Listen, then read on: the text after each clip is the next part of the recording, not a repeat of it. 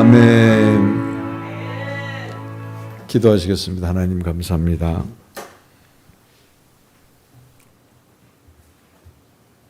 저희들 사랑하시고 축복해 주셔서 오늘도 주님의 날, 거룩한 날 아버지 보좌 앞에 나와서 이와 같이 찬송하며 주님의 기쁨이 되기를 원하고 기도하는 사람이 되기를 원하고 그리고 감사하는 사람이 되기를 원하며 아버지님 뜻을 따라 순종하기를 원하는 성도들 위해 놀라운 사랑과 은총으로 더하여 주옵소서. 주님께서 우리 안에 믿음이 되어주시고 그리고 사랑이 되어주시고 소망이 되어주셔서 긴급케 하여 주시고 그 믿음과 사랑과 소망을 지킬 뿐만 아니라 이겨낼 뿐만 아니라 아버지 승리하여서 싸워 승리함으로 아버지님께 영광을 돌리는 믿음의 사람 그리고 믿음을 통해서 주님께서 우리에게 부어주시는 그 은혜를 통해 아버지 하나님을 마음껏 누리며 그리고 감사가 더 넘쳐나는 감사로 하나님께 영광을 돌리는 복된 우리 성도들을 축복하여 주옵소서.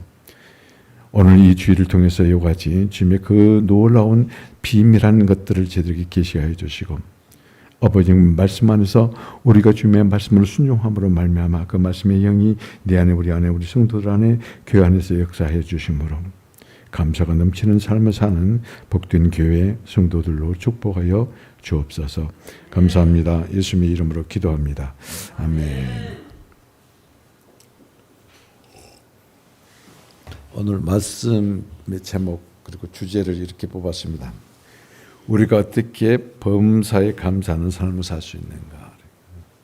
우리가 어떻게 범사에 감사하는 삶을 살 수 있는가? 오늘 하나님께서는 우리들에게 이 감사의 비밀입니다. 감사의 비밀 세 가지를 우리들에게 계시하시고 그리고 그걸 이끌어 주시고 그리고 감사가 넘치는 삶으로 윤택하게 되어지는 그런 놀라운 축복이 오늘 말씀 중에 여러분에게 임하실 것입니다. 바울이 말이죠. 데살로니가 편지할 때 이 데살로니가 전서 뼈대가 그렇습니다. 뼈대가 믿음과 사랑과 소망이 신앙이 그렇습니다. 우리 신앙이 믿음과 사랑과 소망이 없으면 그 신앙을 유지할 수가 없어요. 그래서 제일 기초적인 것이 뭐냐면은 그래서 이 사도 바울은 믿음을 기초로 해서 사랑이라는 골조를 세우고 그러니까 소망이란 이 소망을 지붕으로 삼습니다. 1장에서 이것이 기록되어 있죠. 그런데 2장에도 믿음, 소망, 사랑이 나옵니다. 믿음, 소망, 사랑 이것은 뭐냐면 이제 골조를 이루었는데 그게 뼈대를 형성시키는 것이. 골조만 세워져 는 것이 아니라 그 안에 이 방을 만들려면 벽이 있어야 되고 다른 것들을 하려면 어떤 그 뼈대가 있어야 돼요. 그리고 선생님 가서는 격려함으로 말미암아 이와 같이 믿음과 이와 같이 사랑으로 가득 채워집니다. 드디어 이제 거할 집이 이제 다 이루어지는 게 건축이 완료된 것이. 사람들은 말이죠. 그 집에 거할 때 건축된 집에 거할 때 소망을 갖게 됩니다. 이같이 데살로니가전서 4장에서는 하나님 다시 말씀드리면 예수 그리스도의 다시 오실 재림의 소망을 가지고 있어요. 그런데 말이죠. 이 세상 그렇게 녹록지 않습니다. 주님이 다시 오실 때까지 세상에서 우리의 삶은 평탄치 못하는 것이. 그래서 주님이 다시 오실 때까지 이 세상 우리들을 계속 공격할 것이고 그리고 우리는 전쟁 중에 있고 그리고 어둠의 세력과 끊임없이 싸워야 하는 그것이 우리의 운명입니다. 예수 그리스도를 믿으면 아무 문제도 없고 고난도 없고 역경도 없다 그렇게 생각하면 그건 아주 오산이에요. 그래서 5장에 들어가면은 이와 같이 전쟁 중에 있는 우리들을 깨어라 근신하라 그리고 깨어서 정신 차리라고 사도 바울은 아주 권면을 하는 것을 봅니다. 왜냐하면 주의 날이 언제 이룰지 모르기 때문에 그렇습니다. 그러므로 그리스도인 우리들은 주의 날을 준비하는 예배하는 삶을 살아야 됩니다. 우리는 주님이 오실 그날을 위해 내적으로 구축된 믿음과 사랑과 소망의 거룩한 구조를 지키고 보호해야 돼요. 그러기 위해서 우리는 말이죠. 이 사랑의 믿음과 사랑의 흉패를 붙이고 구원의 소망의 투구를 쓰고 정신을 바짝 차리고 하나님 편에 서서 하나님의 영광을 위해서 싸우는 군사가 돼야 돼. 군사. 그래서 5장 1절부터 11절까지는 이같이 주의 날을 준비하고 그리고 이같이 깨어서 정신 차림으로 지금 전쟁 중에 있다는 것을 인식하고 그리고 우리 내적으로 구축되어 있는 이같이 믿음과 사랑과 소망이 다 허물어지지 아니하도록 믿음과 사랑의 흉배를 붙이고 구원의 소망에 투구를 씀으로 말미암아 보호할 뿐만 아니라 악한 영들과 싸워서 하나님의 영광을 위해서 싸우는 그런 전사자들이 되어야 된다. 이같이 서로보는 권면이에요. 그런데 이 전쟁을 이루기 위해서는 이같이 혼자 싸워서 되는 게 아닙니다. 그래서 이같이 이 5장 1절부터 11절 하나의 의무라 그렇게 한다면은 12절부터 그 이하는 말이에요. 책무에 대해서 말합니다. 반드시 우리가 지켜야 할 것에 대해서 말씀하고 있는 것을 우리가 알 수 있습니다. 12절 13절에 보면은 교회 지도자들이 누구인가를 알고 그 지도자들이 수고한 것을 알아 존귀 여기라 그래. 존귀. 그것이 성도들이 교회 지도자들에 대한 책임이에요. 책무예요. 이같이 지도자를 향해서 내 할 바를 다하지 못하면 성도들끼리 서로 불화가 일어납니다. 그래서 13절 하반절에 보면 너희끼리 화목하라 그러죠. 지도자가 누구인지를 알고 그 수고가 무엇인지를 알아서 사랑함으로 존귀 여기고 그러게 되고 그런 후에 너희들은 서로 화목하라 이렇게 말씀합니다. 이것이 책무예요. 이건 해도 좋고 안 해도 좋은 것이 아니에요. 전쟁에서 반드시 이기려면은 지도자를 중심으로 해서 모든 병사들이 화목해야 돼요. 반란을 일으키면 안 돼요. 군사 반란을 일으키는 우리나라가 과거의 모습이 어땠고 아프가니스탄의 그리고 또 이 세계 각지에서 군사 반란을 일으키는 나라가 얼마나 비참한 삶을 사는가. 그것을 우리는 빼어져리게 알고 특히 영적 전쟁에서 그런다. 영적 전쟁에서 반란을 일으키는 그것은 정말로 불행을 초래하는 결과예요. 교회가 불행할 뿐만 아니라 그런 사람은 정말로 불행한 사람이에요.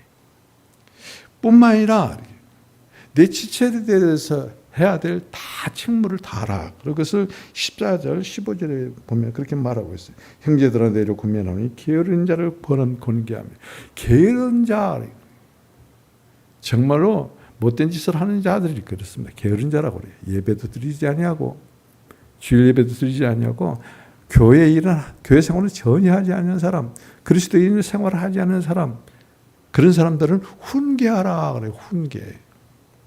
뿐만 아니라 마음이 약한 자는 격려하고 힘이 없는 자를 도와줘라. 그게 성도들이 해야 될 책무예요.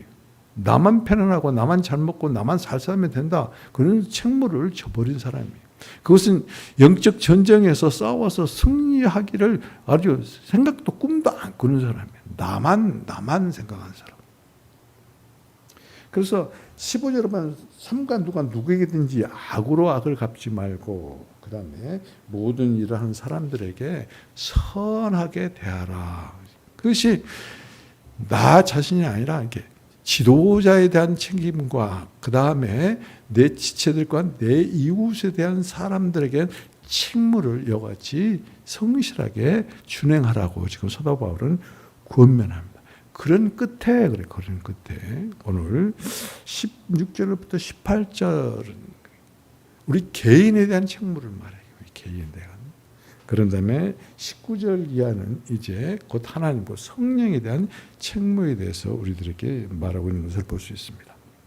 오늘 우리들은 마주 16절 그리고 18절을 중심으로 해서 같이 은혜를 나눌 것입니다. 내일 모레가 추석입니다. 맞아요? 모레가 추석입니까? 글표각입니까? 내일은 아니지? 화요일에? 그럼 맞네요. 내일 모레가 추석입니다. 명절 때면 소망을 담는 아름다운 덕담이 있습니다. 추석 때면 아름다운 덕담이 하나 있어요. 그건 누구나 다 알아요. 날마다 한가위만 같아라. 그렇게 말해준 사람도 행복하고 듣는 사람도 상당히 행복합니다. 이런 덕담은 사람들을 행복하게 만듭니다. 그런데 오늘 이 덕담이 현실이 되는 것. 이 덕담이 현실이 되는 놀라운 비밀 이야기를 오늘 여러분들과 같이 나눌까 합니다. 그것은 범사에 감사하는 삶입니다. 날마다 그래서 주님의 날에 주님의 날같이 살기를 주님의 이름으로 축복을 드립니다. 그렇습니다. 오늘 16절 18절 중심으로 어떻게 하면 모든 일에 감사의 삶을 살 수 있는가? 어떻게 하면 감사의 삶을 살 수 있는가? 어떻게 하면 더 자주 감사하고 어떻게 하면 더 많이 감사하고 어떻게 하면 더 잘 감사하는 삶을 살 수 있는가? 이 감사가 넘치는 삶은 정말로 부유한 삶이에요. 감사가 넘치지 않은 사람은 지질이 강한 삶이에요. 그래서 여러분 축복받고 그리고 행복한 삶을 살기를 원한다면서도 감사가 없는 삶은 그가 아무리 돈이 많다 하더라도 그가 아무리 어떤 것들을 가지고 있다 하더라도 절대 행복한 삶이 아닙니다. 감사가 넘치는 삶만이 그 삶만이 복된 삶이요. 그리고 그 감사는 더 넘칠 수 있도록 하나님께서 감사하는 사람들에게 부어주는 삶이기 때문에 그렇습니다.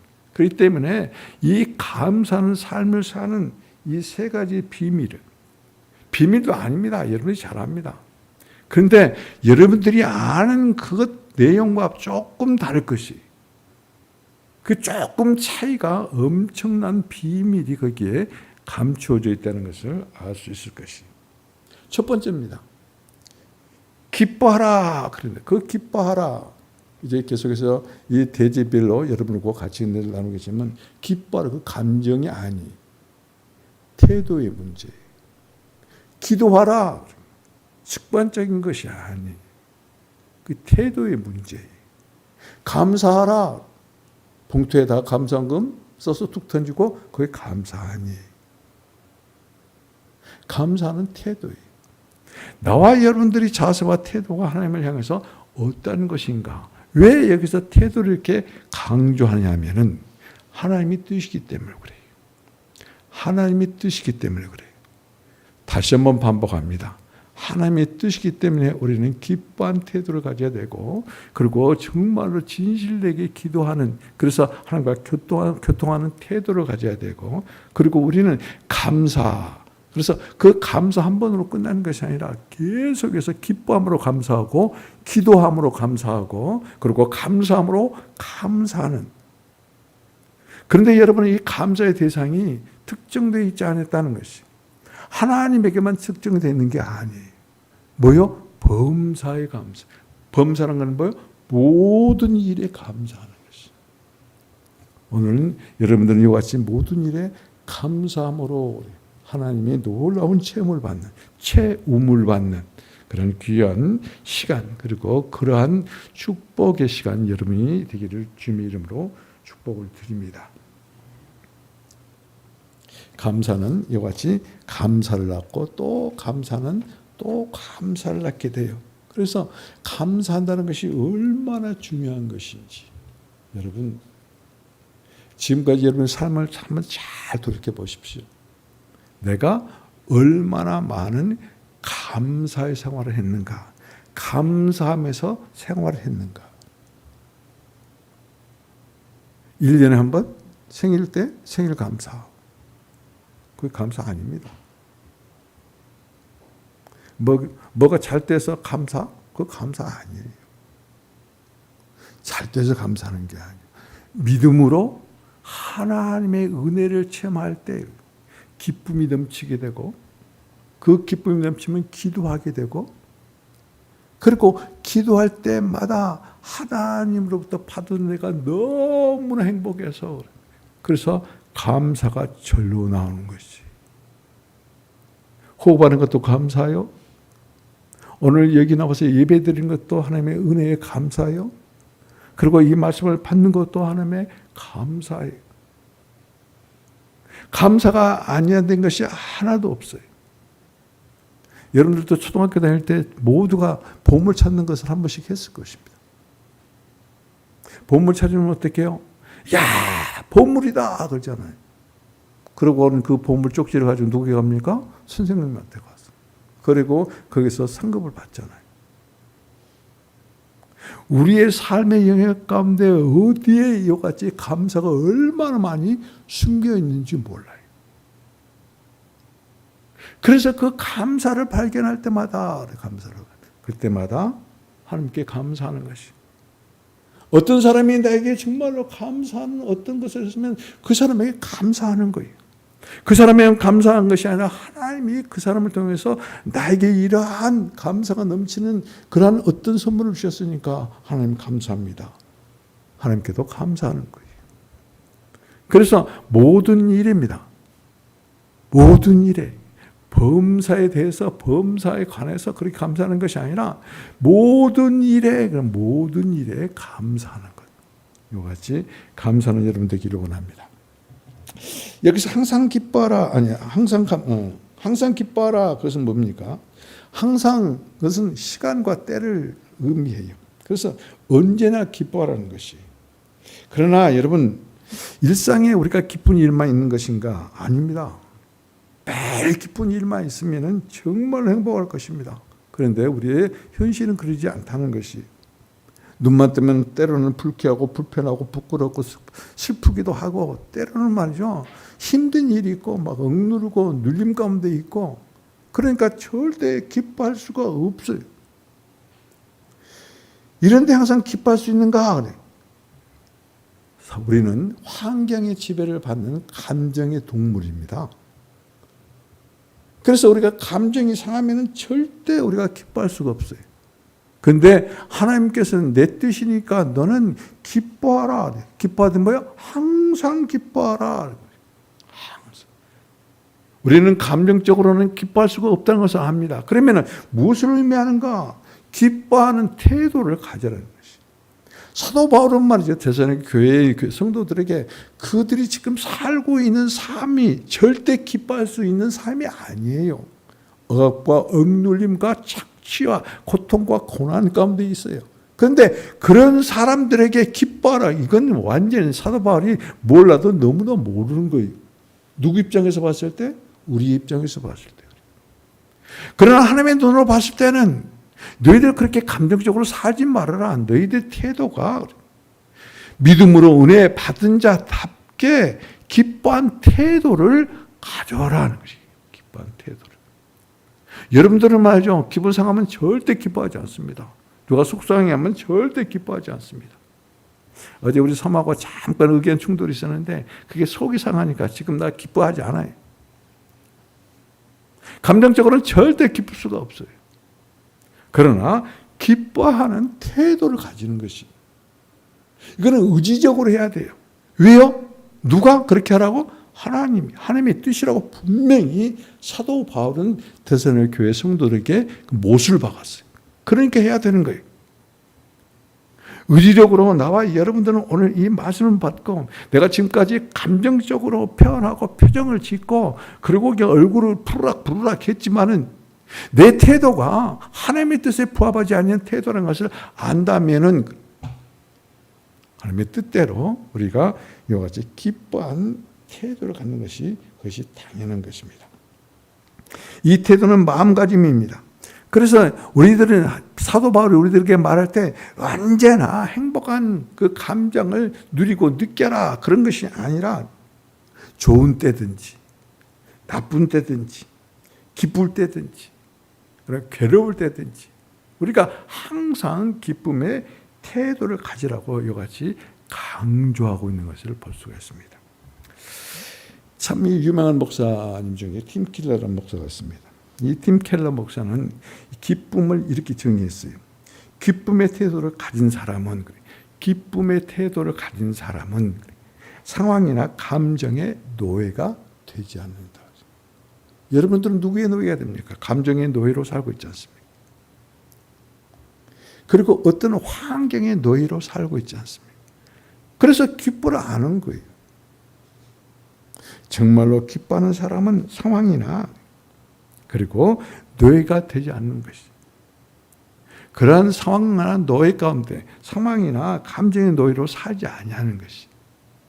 여러분들은 이와 같이 기쁨의 태도를 계속 견지함으로 상황의 노예도 되지 아니하고 뿐만 아니라 감정의 노예로도 살지 아니하고 이런 삶을 사는 사람은 어떤 사람이요? 은혜를 체험한 사람이에요. 은혜는 어떻게 체험합니까? 믿음을 통해서입니다. 믿음 외에는 은혜가 없어요. 여러분 나는 은혜 받다 하는데 정말로 그 믿음을 통해서 은혜의 하나님을 체험한 것인가? 믿음이 없으면서도 예수님이 누군지를 몰라요. 하나님이 누군지도 몰라요. 그리고 찬양을 할 때가 이렇게 그냥 막 업이 되는 거예요. 그래서 나 은혜 받았다고 그래요. 은혜 아니에요. 그 감정이에요. 믿음이 없이는 아무것도 우리들에게 공급되지 않습니다. 그런데 하나님은 우리들에게 은혜를 베푸시는 하나님이에요. 그럼 믿음이라는 이 통로를 통해서만이 나와 여러분에게 모든 것을 공급합니다. 그게 은혜예요. 사랑도 은혜요. 기쁨도 은혜요. 기도할 수 있게 하는 것도 은혜요. 감사하는 것도 은혜예요. 우리가 이 은혜를 받아 누리려면은 여러분들이 믿음이 어떠한 믿음인가?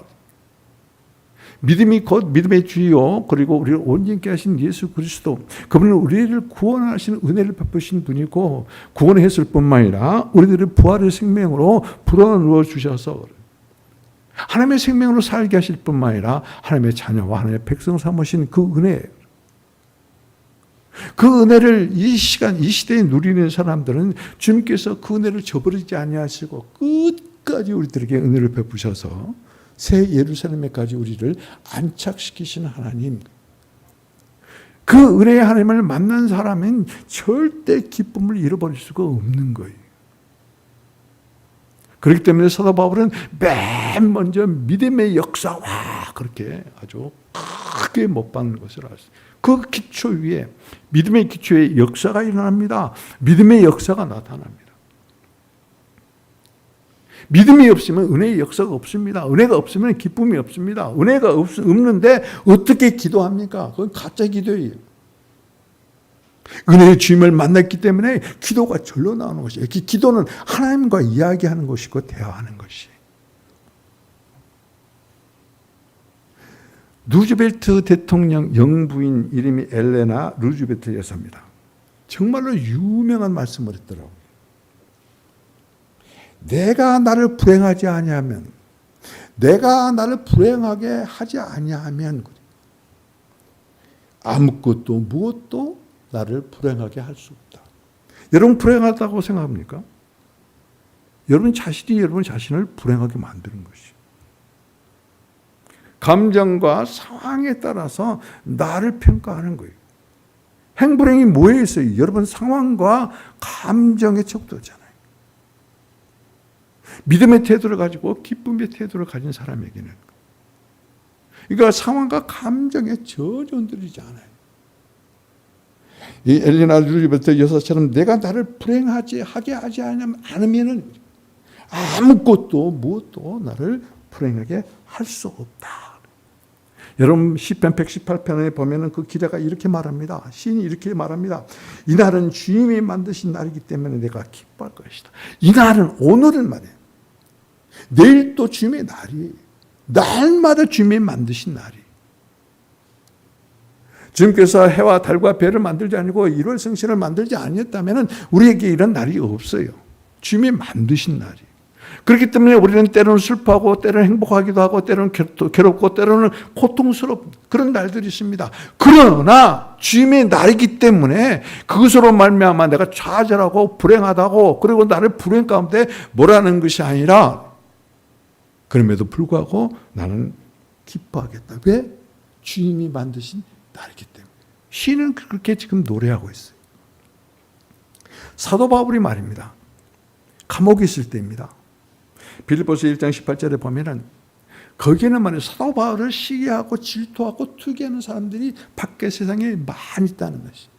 근데 그들은 말이죠, 이같이 투기하고 그 다음에 분쟁을 이렇게 사도 바울 편에 있느냐 아니냐 이렇게 분쟁이 일어났어요. 그러면서 그 분쟁 가운데 내가 더 전도를 많이 한다. 그리스도를 내가 더 많이 전파한다. 순수하지 못해요. 그리고 어떤 면에서 봤을 때 사도 바울을 대적하는 거예요. 그럼에도 불구하고 사도 바울은 이렇게 말합니다.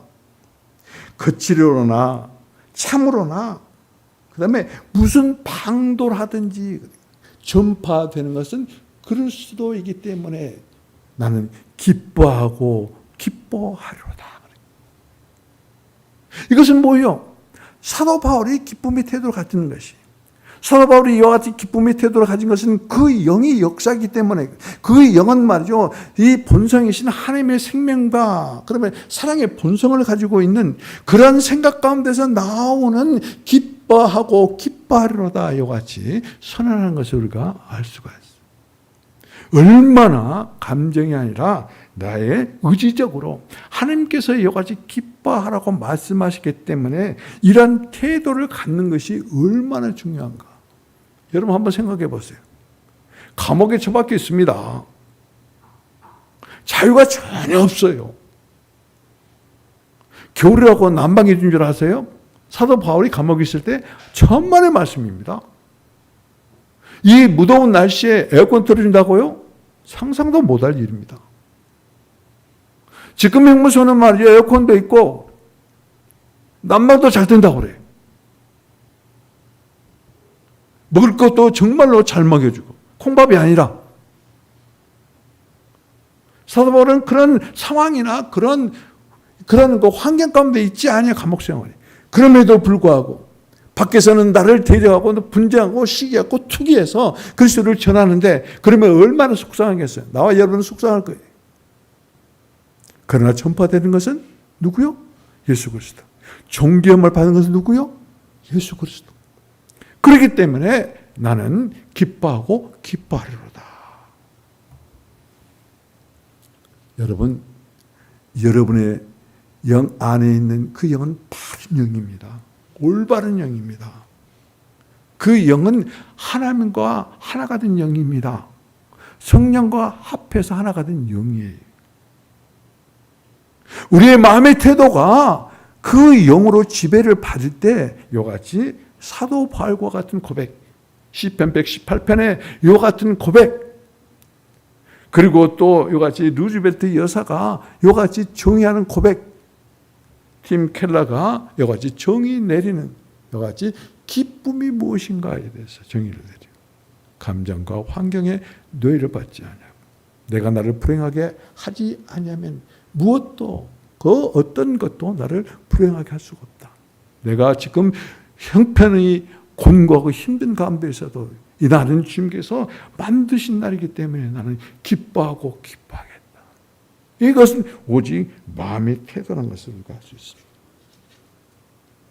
나와 여러분들은 오늘 이와 같이 기뻐하고 감사하는, 그런데 더 자주 기뻐하고 더 많이 기뻐하고 그리고 더 잘 기뻐하는 그런 삶으로 말미암아 더 자주 감사하고 더 많이 감사하고 그리고 더 잘 하나님께 그리고 내 주위에 있는 사람들에게 감사하는 그런 삶을 살기를 주님의 이름으로 축복을 드립니다. 두 번째입니다. 감사함의 삶을 살 수 있는 두 번째 감사의 비밀은 하나님과 지속적으로 교통함으로, 하나님과 지속적으로 교통함으로 이와 같이 감사의 삶을 살 수 있습니다. 오늘 17절은 이렇게 말하고 있습니다. 쉬지 말고 기도하라고 권면합니다. 쉬지 말고. 그것은 끊임없이 중단 없이 지속적으로 그런 의미를 가지고 있어요. 끊임없이 중단 없이 지속적으로. 그래서 이것은 곧 기도를 말이죠. 이 말씀대로 우리가 이제 육신적으로 해석하자면은 24시간 기도만 하고 살라는 것이나 아닙니다. 그런 뜻이 전혀 아니에요. 바울이 지금 여기서 고민하는 말 중에는 일상, 우리의 삶의 생활 중에 하루 생활 중에 가능한 한 자주 지속적으로 가능한 한 자주 지속적으로 기도하라는 것이. 기도를 포기하지 말라는 의미입니다. 여러분들은 하루에 기도를 몇 번이나 합니까? 가능한 시간이 얼마든지 있습니다. 아무리 바빠도 기도할 시간이 있어요. 기도만 하려고 생각만 하면은, 기도만 하려고 주님을 생각만 하면은 주님께서 그 시간에 나와 여러분 만나주세요. 만나니까 기쁜 거예요. 기쁘니까 기도 아니할 수가 없는 거예요. 믿음이 있는 사람에게는 이같이 믿음을 통해서 은혜의 주님이 우리에게 찾아오시고, 그래서 은혜의 주님을 접촉함으로 말미암아 체험함으로 말미암아 하나님을 기뻐하기 때문에 우리는 기도할 수 있다는 것이. 우리에게는 말이죠, 하나님의 자녀입니다. 대통령 아들이 청와대는 무상 출입입니다. 검문 안 받아요. 제지 안 받습니다. 우리는 하나님의 자녀예요. 우리는 언제든지 어느 때든지 어떤 시간대든지 어떤 장소에든지 하나님과 대화할 수 있는 특권을 가지고 있어요. 이것이 기도하는 사람의 특권이에요. 우리가 주님의 이름을 부르기만 하면은 주님은 밤중이든지 새벽이든지 폭풍이 불든지 어떤 위경 가운데 있든지 전혀 관계가 없이 우리를 만나주시는 분입니다. 나와 여러분들에게는 이와 같은 놀라운 특권을 가지고 있습니다. 염려가 있습니다. 그러면 여러분들은 누구에게 갑니까? 기쁜 일이 있습니다. 여러분 누구에게 갑니까? 자랑할 것이 있습니다. 그러면 여러분 누구에게 갑니까? 염려가 있으면은 기도함으로 말미암아 하나님과 교통하는 것이에요. 기도는 교통하는 거예요. 기도는 만나는 거예요. 기도는 하나님과 대화하는 거예요. 기도는 하나님과 이야기를 나누는 거예요. 하나님, 주님 이름을 부르고 주님과 대면했을 때 여러분 뭐 하겠습니까? 지금부터 제가 기도를 드리겠습니다. 격식을 차리고. 아닙니다. 그냥 수시로 언제든지 나에게 이런 염려한 문제가 있습니다. 이런 근심 걱정거리가 있습니다. 하면서 주님께 나가서 그 염려와 근심 걱정거리를 말하는 것이. 여러분 기쁜 일 있으면 누구에게 자랑할 거 있으면 사람에게만 그리고 자랑하고 말잖아요. 그게 사람이에요. 그러나 여러분이 그런 태도를, 그런 생활 방식을 바꿔야 돼요. 기쁜 일이 있든지 슬픈 일이 있든지 괴로운 일이 있든지 염려스러운 일이 있든지 근심 걱정이 있든지 자랑할 것이 있든지 사람에게 하지 말고 하나님께 나가라는 것이.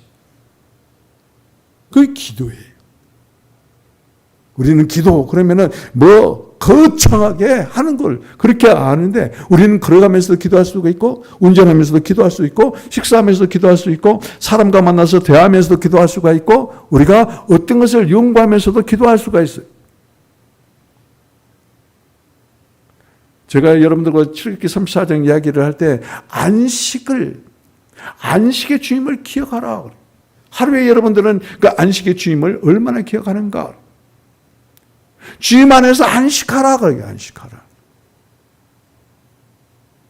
유교절, 그리스도를 유교절로, 무교병으로 누릴 무교절로 누릴 뿐만 아니라 오순절로 누릴 뿐만 아니라 장막절로 누릴 뿐만 아니라 안식의 그리스도를 누리라는 것이.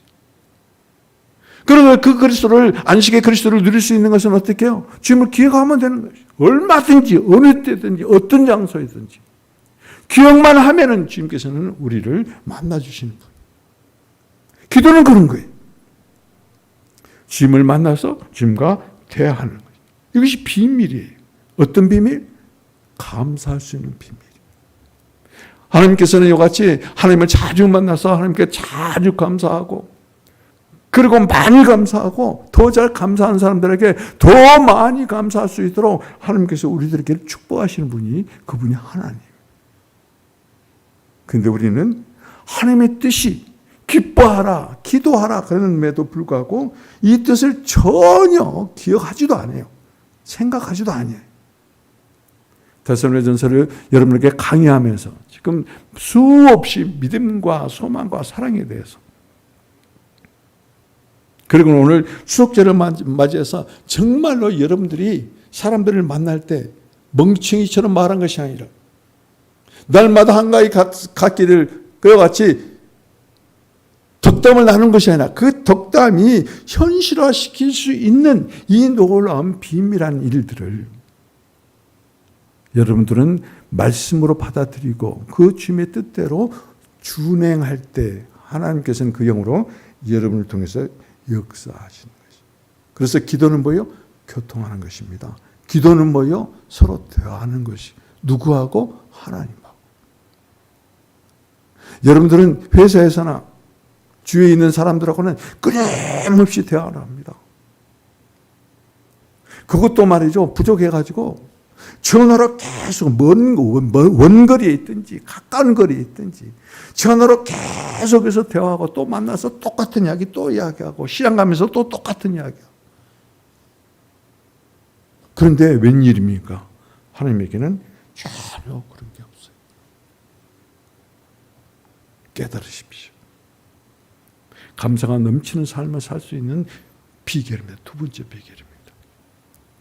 오늘 여기 남자들은 저를 빼고 남자는 둘밖에 없으니까 여자들 해당된 예를 한번 들어보겠습니다. 왜 화장합니까?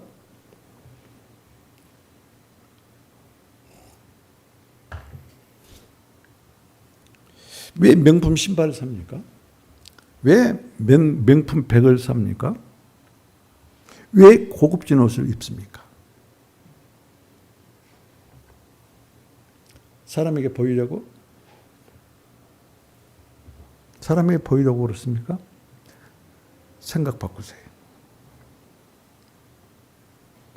화장을 하거나 치장을 할 때 성령님께 여쭤보세요. 화장할 때에도 치장을 할 때에도 무슨 옷을 입을 때도 그리고 무슨 신발을 신으려고 할 때도 무엇을 여러 가지 여러분들에게 이렇게 치장을 할 때 한번 물어보세요. 성령님께 여쭤보세요. 이 대화입니다. 성령이 기뻐하시면 그렇게 하세요. 성령이 기뻐하지 아니한 것을 알게 되면 그런 것을 사는 것들도 절제가 될 것입니다. 어느 순간에 보면은 내가 많이 달라져 있는 그런 모습을 발견할 것이에요. 하나님께 보이세요. 하나님께 보이는 삶을 사세요. 하나님과 교통하는 삶을 사세요. 하나님과 교제하는 삶을 사세요. 이것을 보고 요한 1서에서 사귐이라고 그럽니다.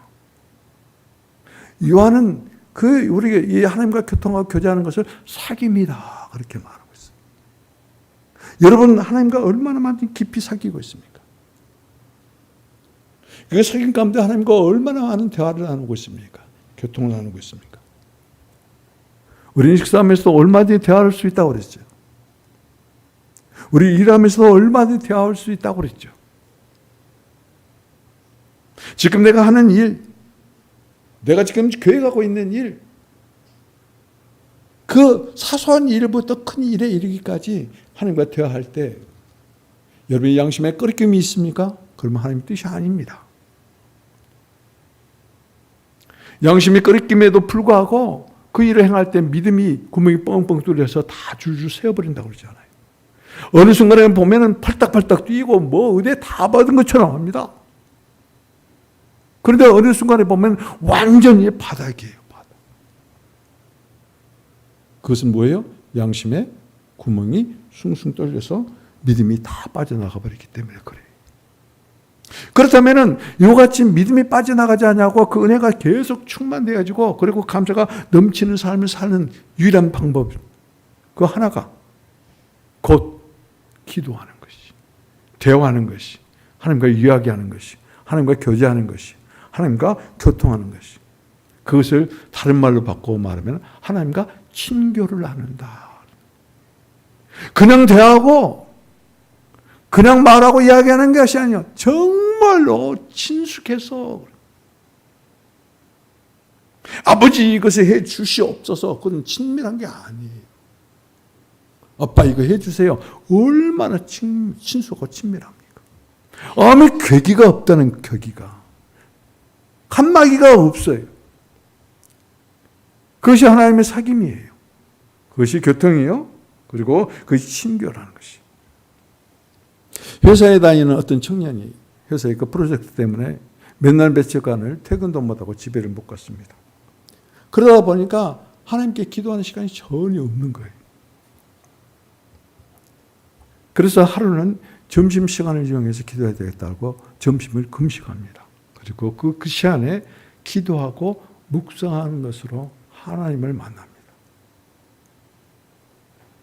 꼭 이와 같이 격식을 갖추라는 게 아니에요. 도전할 만합니다. 도전받아야 돼요.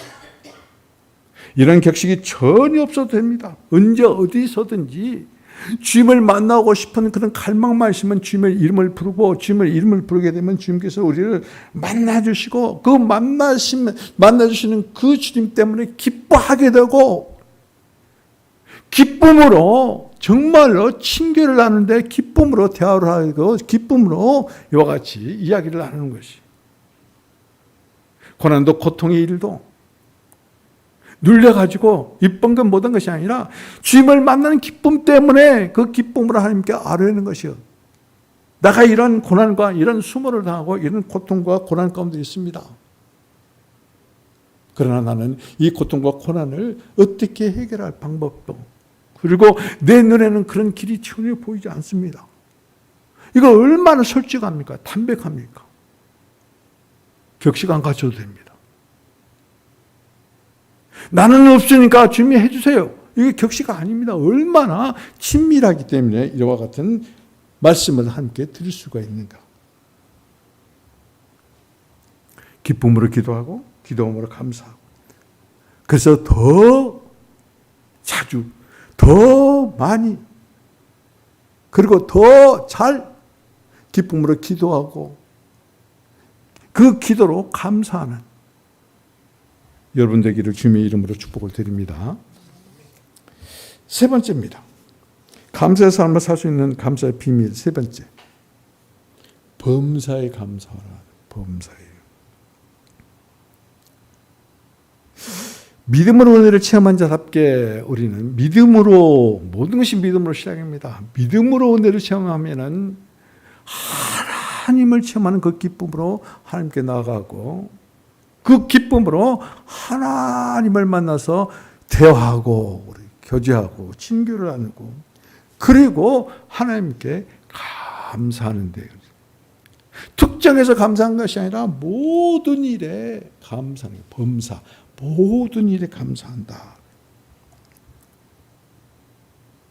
여러분, 모든 일에는 하나님과 나의 관계도 있고, 그리고 내 이웃과의 관계도 있고, 가족 간의 관계도 있을 것입니다.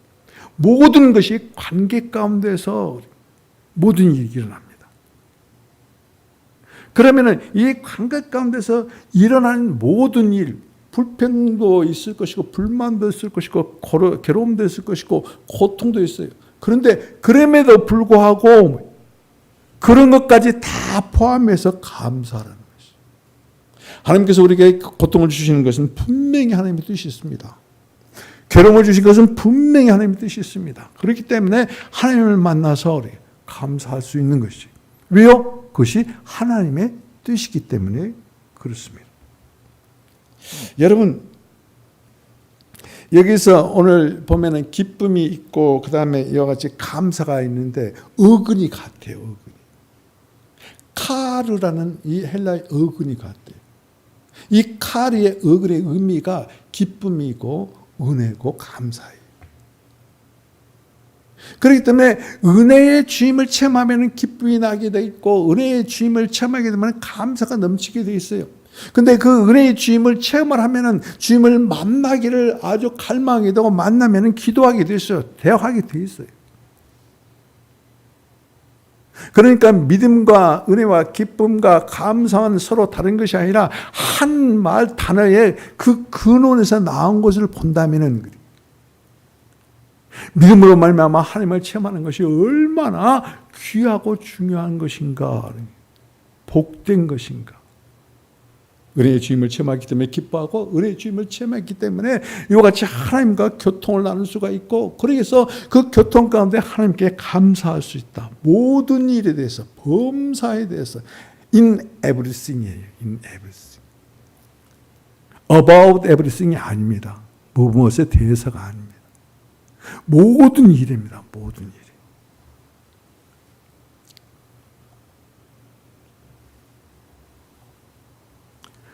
우리는 말이죠. 그러므로 이 감사를 표현할 줄 아는 사람이 돼요. 여러분, 매일 한 번씩 감사를, 매일 한 건씩 감사를 한번 해보십시오. 그리고 그 감사를 말이죠. 한번 여러분 기도의 노트에다 감사의 그 장을 별도로 만들어가지고 그게 감사의 내용을 하나님께 감사를 드리고, 그리고 내 이웃에 감사했던 것을 그 날짜별로 쭉 한번 적어보세요. 이건 표현입니다. 우리는 말이죠. 약으로 한 병만 딱 봐도 감사합니다 그러잖아요. 저 보니까 한국은 처음이지 그 프로그램에 미국에서 온 아이들이 있어요. 그 공군 가족 두 남매가 있는데 그 엄마가 아주 지혜로운 사람. 어떤 그 시골집에 가서 민박을 하는데 말이죠. 그 민박 아주머니가 무슨 과일인가를 갖다 줬어요. 과일인가. 근데 그 어린아이들이 그 할머니한테 딱 안겨가지고, 시골 할머니예요. 정말 꾀째째해요. 가까이 가기도 싫어요. 가서 딱 안고 뭐라고 하면서 감사합니다. 감사를 가르치는 거예요. 나는 그걸 그냥 흘려보지 않았어요. 야, 저 참 믿음이 있는 엄마구나. 그게 산교육이에요. 뭐 하라 하지 말라 그런 것보다도 감사하는 삶을 가르치는 것이 그게 산교육이에요. 너 잘 돼가지고 공부 잘해가지고 좋은 대학교 나와가지고 좋은 직장에 가든지 그래서 사업을 잘해서 돈 많이 벌라. 그건 일시적으로 다 없어져요. 감사하면은 그 감사가 넘치게 된다는 것이. 이게 축복의 비밀이에요. 오늘 그래서 이 마지막 이 비밀 세 가지의 마지막에 이와 같이 감사의 비밀을 우리들에게 알려주는 것은, 그러면 어떻게 해라? 감사로 표현하는 것이. 주 예수님 믿음의 주가 되어주셔서 감사합니다. 은혜의 주가 되어주셔서 감사합니다. 구원의 주가 되어주셔서 감사합니다. 하나님, 나에게 생명의 아버지가 되어주셔서 감사합니다. 성령님, 내게 생명의 호흡이 되어주셔서 감사합니다. 믿음을 통해서 우리가 받은 이와 같이 은혜가 얼마나 많은지 몰라요. 그렇기 때문에 범사에 감사하라. 모든 일에 감사하라. 이것은 목사가 하는 말이 아니에요. 이건 하나님이 말씀하시는 것이 하나님의 뜻이에요.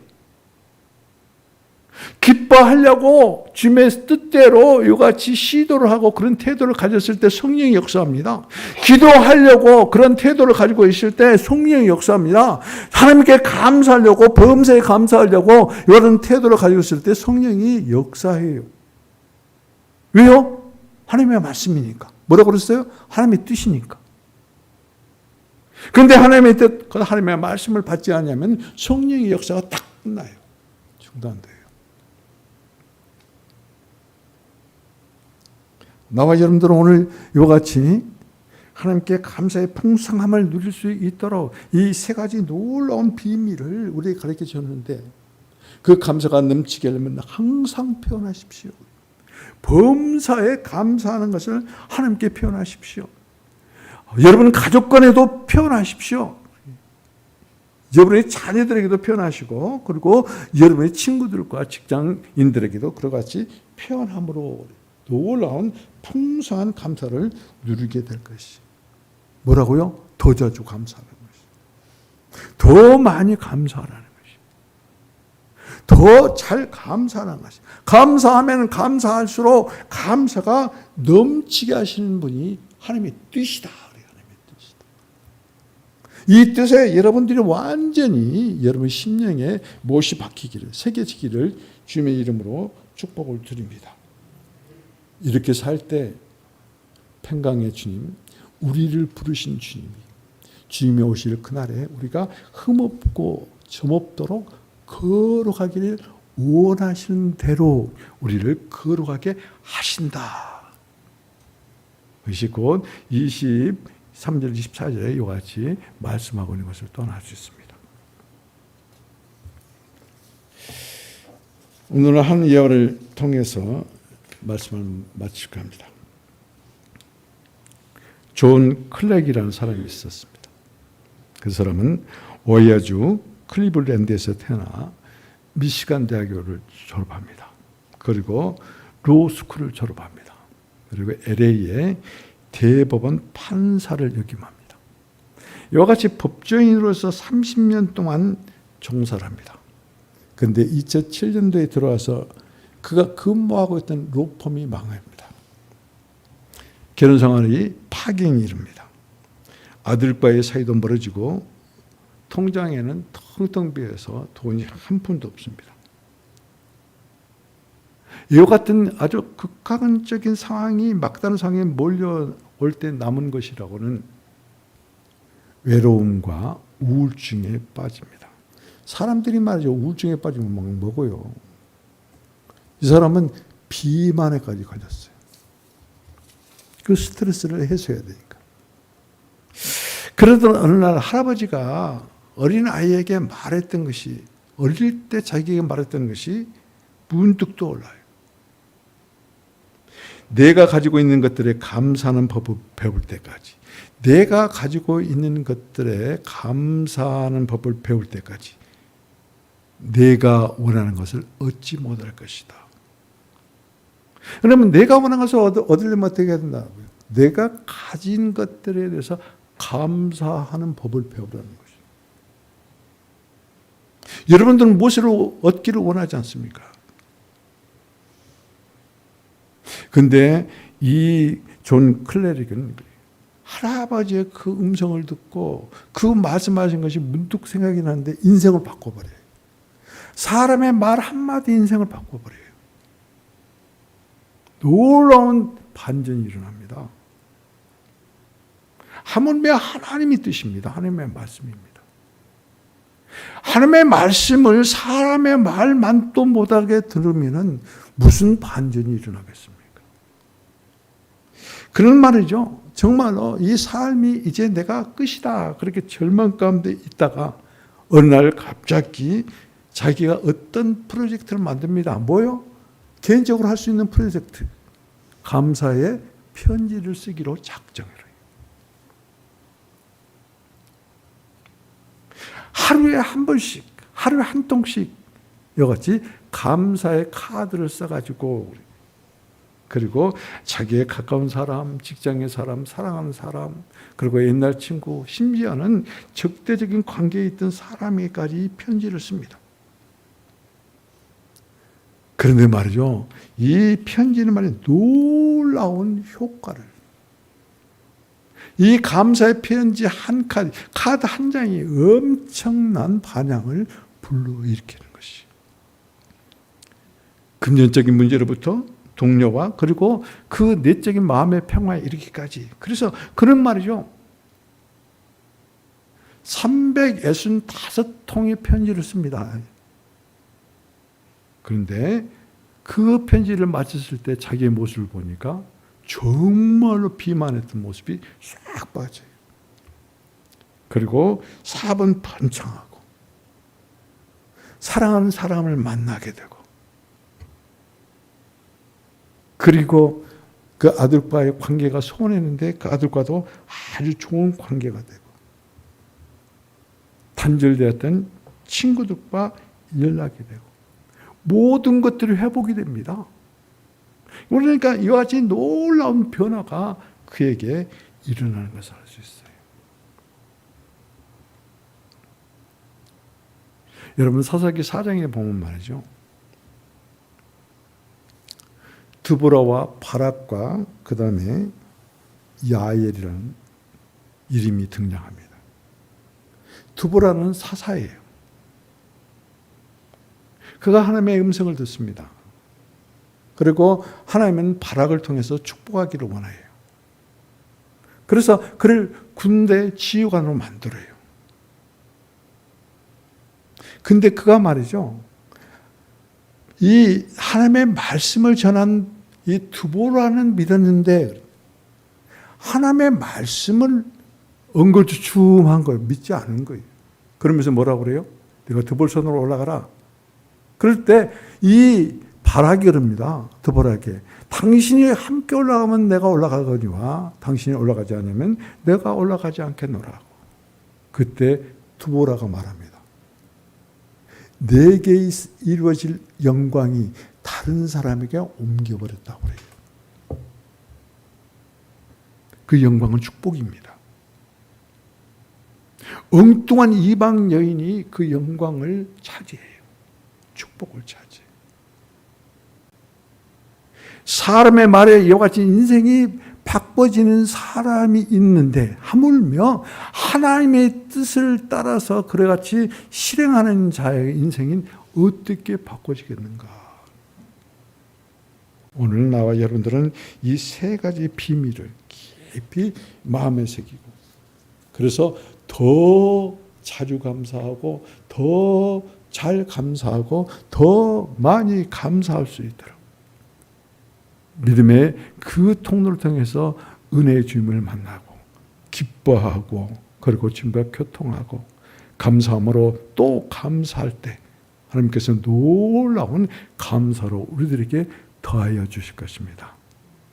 날마다 한가위만 같아라가 아니라 날마다 주님의 날 같기를 주님의 이름으로 축복을 드립니다.